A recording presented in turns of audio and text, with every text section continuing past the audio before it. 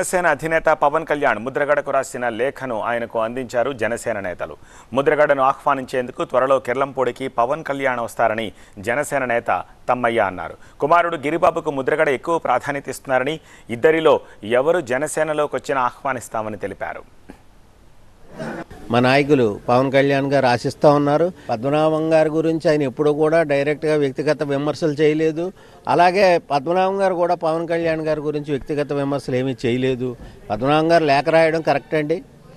ఈ రోజున రాజకీయాల్లో నేను ఇంకా నాకంటే నా కుమారుడికి ఎక్కువ ప్రాధాన్యత ఇస్తానని ఆయన చెప్తున్నారని అన్నారు. స్వయంగా ఇంకా ఎక్కడ ఆ మాట బయటకు రాలేదు. కానీ ఆయన కుమారుడు ఈ రోజున రాజకీయంలో స్పీడ్గా వచ్చేటువంటి పరిస్థితి ఉందని చెప్పేసి తెలుస్తుంది. ఇద్దరిలో ఎవరికైనా సరే మా పార్టీ వెల్కమ్ చెప్తూ ఉంది. సంక్రాంతిలో అవ్విన తర్వాతే ఉండొచ్చు బహుశా. అంటే ఆయన ఆహ్వానించడానికి మరి డైరెక్ట్గా పవన్ కళ్యాణ్ గారు వచ్చేటువంటి అవకాశం కూడా ఉంది. వారికోస్ వెయిన్స్ వ్యాధికి కేవలం 30 నిమిషాల్లో చికిత్స. కాల్ చేయండి 9989527715. కాబట్టి మరి పండగ వెళ్ళిన తర్వాత జరుగుద్దని చెప్పేసి అనుకుంటున్నాం. సానుకూలంగా స్పందించారు. రాత్రి జనసేన నేతలతో ముద్రగడ సానుకూలంగా స్పందించారు జనసేనలో రావడం పట్ల. ఆయన స్పందించారు కాబట్టి ఈ రోజున ముద్రగడ ఇంటి ఆవరణలో మేము నిలబడి మాట్లాడగలుగుతున్నాం.